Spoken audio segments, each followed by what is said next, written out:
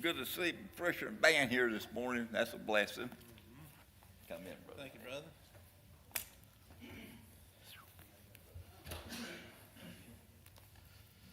Good morning, everybody. Of course, we'll be turning in our Bibles today to the book of Joshua again, chapter 3, starting there today. And, I was thinking this week, the book of Joshua is an exciting story to me. I'm thankful for the opportunity to learn as I read through this book. And it's a lot different than Deuteronomy. That Deuteronomy was a reviewing of the law. And I got to thinking, boy, that'd been hard to live in those days. Number one, the law, all it really does is point out everything you done wrong. It didn't really offer no solution. And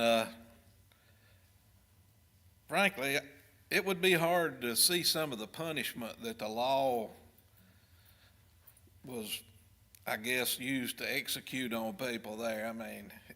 To me, it would be hard to see your neighbor, somebody in your community, stoned to death. I know the crimes that the people done then, it's heinous, it's horrible, but man, that would have still been rough if you got a heart of any time for humanity. That would have been hard, man. I was just thinking about that this week. And it's not, where the Israelites are headed, it's not going to be easy either. Even though they got God fighting the battle for them as they go into the land of milk and honey, it's not going to be an easy task. There's going to be a lot going on. And anyway, like I said, chapter 3, we'll start. I'll read verses 1 through 4 to get us started.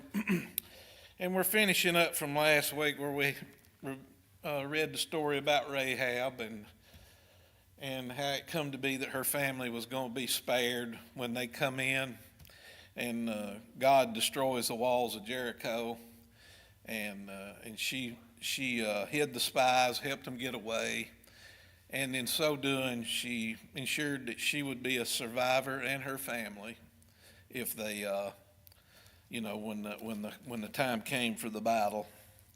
And so we're picking up from there today. I'll read 1 through 4, chapter 3. We're getting into the crossing of the Jordan River. And to me, another miracle about to take place. One that God says they're going to put up monuments supposed to be remembered forever. And ever since we've crossed the Red Sea with the Israelites, when God parted the sea, he keeps going back in God's word here of how miraculous that was, all the way to where we're at to the Jordan here. And that's to not diminish from that. That is not to be forgotten. Just like that Passover is not to be forgotten. If you think back how many times God brings up that he parted that sea, he got them out of Egypt. It's not to be taken lightly. It's not to be diminished as the miracle that it was. It can't be explained away by some little natural effect or a what have. When I read it, I see it as the miracle it was, just as it's written in God's word. And we're going to see the waters are heaped up again right here on the Jordan River. That can't be explained by a tornado or an earthquake or whatever you want to look at it. To me, I take it for what the Bible says, that God heaped the waters up and they walked across dry ground again. Do you think God is going to perform some miracle that's halfway and the ground's going to be muddy where they walk across the river? No, it's going to be dry ground in this miracle that God performs here, and it's not to be taken away from. And Joshua arose early in the morning, and they removed from Shittim and came to Jordan, he and all the children of Israel, and lodged there before they passed over. And it came to pass after 3 days that the officers went through the host, and they commanded the people, saying, when you see the ark of the covenant of the Lord your God, and the priests the Levites bearing it, then ye shall remove from your place and go after it. Yet there shall be a space between you and it about 2,000 cubits. By measure, come not near unto it, that you may know by which way you must go, for ye have not passed this way heretofore. So there's to be a space between the people and the priests carrying the ark. And just the right here in verse 3, I forgot to mention here, and the priest and the Levites bearing it. Now, who normally carried the ark? If you remember, it's the Kohathites. They're another of the part of the tribe of the Levites there. But the priests are specific from Moses and Aaron's lineage, and the Kohathites were just down below the line. They were not considered priests, although they're Levites. And they would normally carry the ark when it was being transported to places, but it had to be covered up. If you remembered, they couldn't see it. So the priests, the lineage of Aaron, were the ones who could see the holy things within the Holy of Holies and all. They were the ones that could see that. So this is a special occasion when the priests are carrying the ark right here. So take it not lightly, and I think I made a note here. Okay, and it was also to come in the future another special occasion when the priest will carry the ark, and that's the dedication of the new temple when Solomon puts the temple together that David got all the parts for. So this don't happen very often, that the priest, just a little history lesson there. So you remember these people specifically supposed to carry it, but this time the priests are carrying it. All right. Now I'm going to read 5 through 9.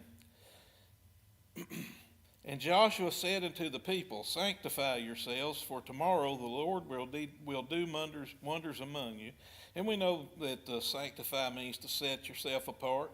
And so doing, they do this by cleaning themselves, by washing, is what he's telling them here. This is something we learned in the earlier chapter in the books of the Bible that they're to do, is they're to wash.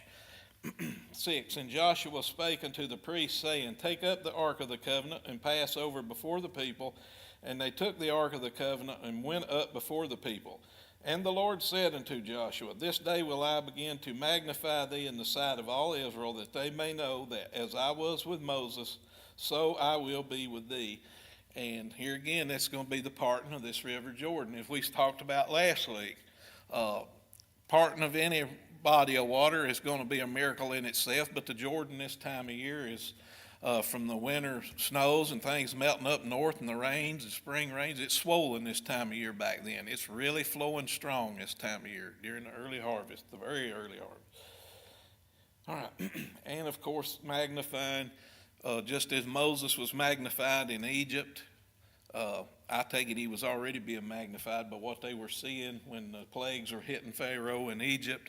But when they parted that Red Sea, the one God tells them to not forget over and over through all these books, that's when Moses was magnified, when that body of water opened up. All right. Verse 8, and thou shalt command the priests that bear the ark of the covenant, saying, when ye are come to the brink of the water of the Jordan, ye shall stand still in Jordan. And Joshua said unto the children of Israel, come hither and hear the words of the Lord your God.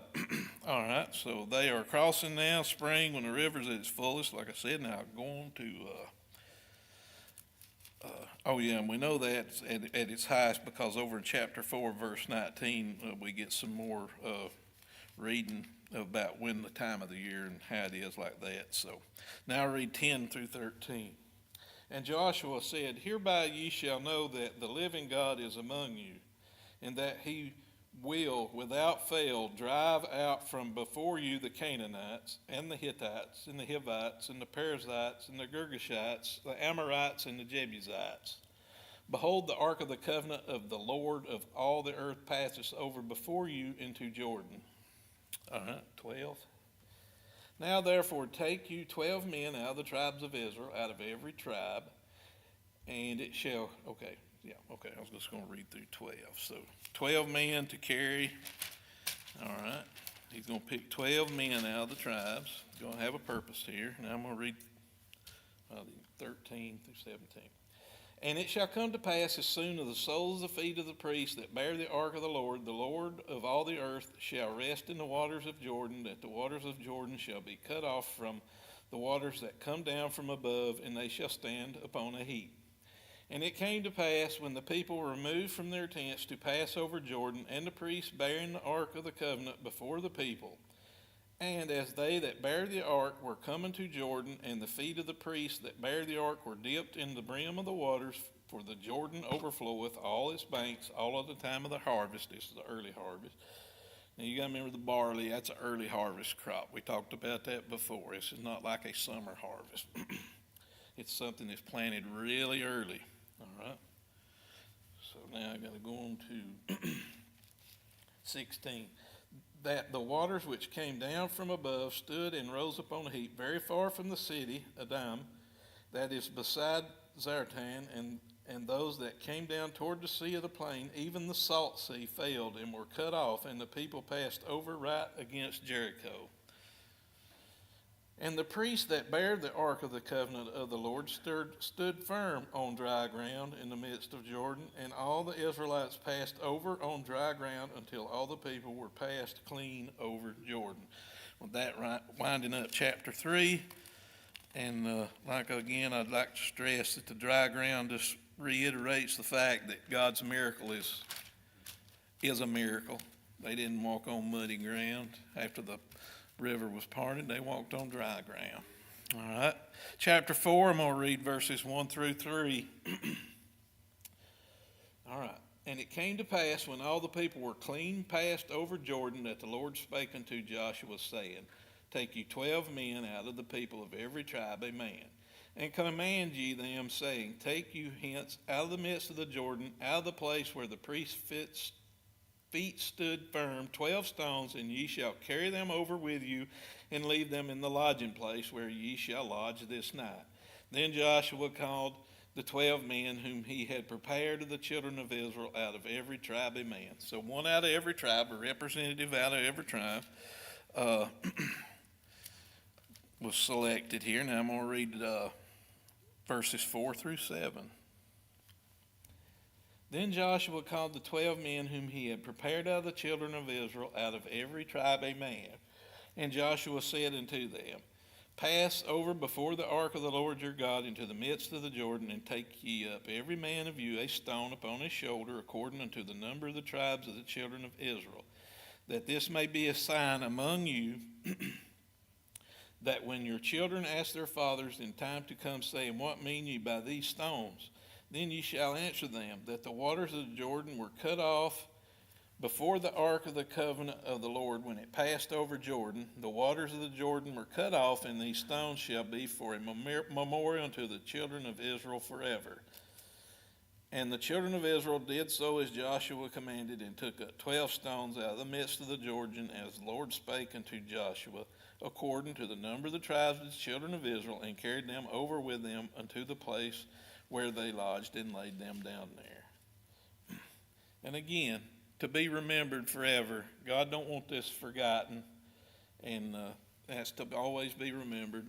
And of course, you know, the memorials are gone now, I'm sure. Time, people, activity, rivers coming and going, and flooding and not flooding, those are all gone.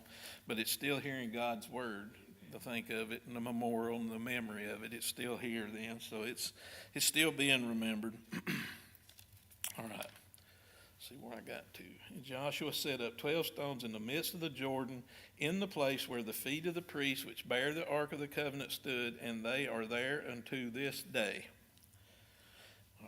Let's do 10. For the priests which bear the ark stood in the midst of the Jordan until everything was finished, and the Lord commanded Joshua to speak unto the people according to all that Moses commanded Joshua, and the people hasted and passed over. Now, 11 through 13. Just made a note here, you know, thinking about this passing. Wasn't like the one at the Red Sea. And the big fact is there wasn't no army chasing them this time. So they didn't have that to worry about, just what laid ahead of them. And if their faith in God was strong, that wasn't going to be a problem either. So 11 through 13. And it came to pass when all the people were clean passed over, that the ark of the Lord passed over, and the priests in the presence of the people. And the children of Reuben and the children of Gad and half tribe of Manasseh passed over armed before the children of Israel, and Moses spake unto them. About 40,000 prepared for war passed over before the Lord into the battle of the plains of Jericho. Now remember, remember the deal here that the tribes of Reuben, Gad, and half tribe of Manasseh made with Moses when they took over that land in the north. They wanted it when they defeated Sihon and Og up in the north country up there. Oh, they thought this land is beautiful, and they wanted that. They didn't want to wait till they crossed over. And of course, Moses, he got a little faint-hearted there. He goes, oh no, here we go again. Somebody's wanting to hold out, don't want to go into the promised land. But they make a deal. Moses said, we'll go, we're going to fight. And then I was looking here in the notes, and you think, well, they're going to leave their families behind on this side of the Jordan when they go over to cross. So, and in my notes, it said only about half of them went to fight, which, is expected, because if you go back in the book of Numbers, chapter 26, they called for a census back in. That's when they're getting close to the time where they're going to cross. And there's about 600,000 men in the tribe, or in the nation, 20 years and above, it could fight. It goes and lists how many of each tribe. And in Reuben, it said about 43,000, Gad 40,000, 52,000. And then here it says 40,000 prepared for war to go over. So some were left behind to look after the women and children. And that shouldn't surprise you any, because we learned not too long ago that not every man had to go into battle every time they had a battle. There was provisions made within the law. Remember, if they just bought a home was one of them, I think. Maybe if their wives was about to bear a child, might have been another. And one of all, if they was scared, they didn't want them to go with them either. And because it would make the rest of the soldiers demoralized and scared as well. So, there's going to be some left behind to look after their loved ones in those fortified cities on that side of the Jordan River as they go into the land of milk and honey. So, just thought about that and looked at it a little bit, and that's what I was able to come up with. So, now I'm going to read verse 14. On that day the Lord magnified Joshua in the sight of all Israel, and they feared him as they feared Moses all the days of his life. All right, now I'm going to read 15 through 18. And the Lord spake unto Joshua, saying, command the priests that bear the ark of the testimony that they come up out of Jordan. Joshua therefore commanded the priests, saying, come ye up out of Jordan. And it came to pass, when the priests that bear the ark of the covenant of the Lord were come out of the midst of Jordan, and the soles of the priests' feet were lifted up into the dry land, that the waters of Jordan returned unto their place and flowed over all his banks as they did before.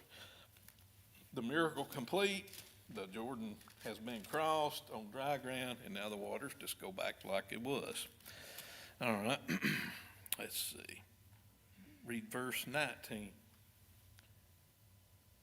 And the people came up out of the Jordan on the 10th day of the first month and camped in Gilgal on the east border of Jericho. Gilgal. First promised land campsite. Think about that. That's where they're going to camp first. Gilgal, the meaning of it is rolling. We're going to read here in the next upcoming chapters that the covenant's going to be renewed when Joshua circumcises all the males again. We're going to read that coming up, because this is a practice they were supposed to do from Moses' time, and it didn't get done in the wilderness. And there again, in so not doing, they were not making themselves set apart. They were to be different than the people in the land they were going to. And this is one of the identifying factors. So this is going to be reestablished here at Gilgal. In the future, we read that Samuel teaches here the stories of Samuel. And in the future, we're going to read that Saul is going to be crowned the king at Gilgal. So this is a place that's got a lot going on in the future before Jerusalem really gets established in the time of David and on that. So the first camp, it's a place worth mentioning anyway. We're going to read a lot about it as we go forward. All right, so 20, I'm going to read, I had a lot more notes here on this. I won't get into it, I done got skipped. I'll read 20 through 24. All right. And those 12 stones which they took out of the Jordan did Joshua pitch in Gilgal. So the memorial's going to be here. And shouldn't be no controversy. There's some skeptics says the Bible contradicts itself right here in this little section about stones being in the river and stones being in Gilgal. When I read it, I see that there's two separate situations here. Exactly. They set up in the river and they're set up at Gilgal. But that was just something when I was reading and studying this that, you've always got critics and stuff like that, and they try to stuff. But if anybody ever explains that to you, when I read it, to me, it just seemed two places anyway. I didn't see no reason for it. But anyway, 20 through 24. Okay, we got the stones at Gilgal. And he spake, 21, and he spake unto the children of Israel, saying, when your children shall ask their fathers in time to come, saying, what mean these stones? Then ye shall let your children know, saying, Israel came over this Jordan on dry ground. For the Lord your God dried up the waters of Jordan from before you, until ye were passed over, and as the Lord your God did to the Red Sea, which he dried up from before us until we were gone over, that all the people of the earth might know the hand of the Lord that is mighty, that ye might fear the Lord your God forever. All right. With that, we're winding up chapter 4. And leaving at my notes, thinking about we'll end this chapter, these Canaanites, we find out they're scared because they know what's coming. And this here just further, we know they were already scared from the conversation the two spies had with Rahab, that their hearts had melted and they were scared of the children of Israel's coming. And now, the news is spreading fast that this river was stopped, and now this population has crossed what they thought was their protection. So if you thought their hearts were melted before in Jericho and the cities nearby, they're really scared now. All right. Chapter 5, we'll read verse 1. Find my spot here. All right. This is what we talked about earlier. It's coming up here at Gilgal. And it came to pass when all the kings of the Amorites, which were on the side of the Jordan, westward, and all the kings of the Canaanites which were by the sea heard that the Lord had dried up the waters of Jordan from before the children of Israel until they were passed over, that their heart melted, neither was there spirit in them anymore because of the children of Israel. Well, that's what we just talked about. And if you remember, this Amorites, we're reading here, they're about to meet the Amorites here to do battle. And if you can remember way back when God made the covenant with Abraham, what was said that when they would take on the Amorites in the land is when their iniquity was full. So they've had this whole period of time from Abraham to now to get their evil as full as they can to the time that we're about to see what's happening. And that's all they've done in that period of time from Abraham's time until now, is the evil has continually grown in that land. Because the Israelites has been gone. They've been in Egypt. And if you think about it, Abraham, he was able to make deals with these people early on.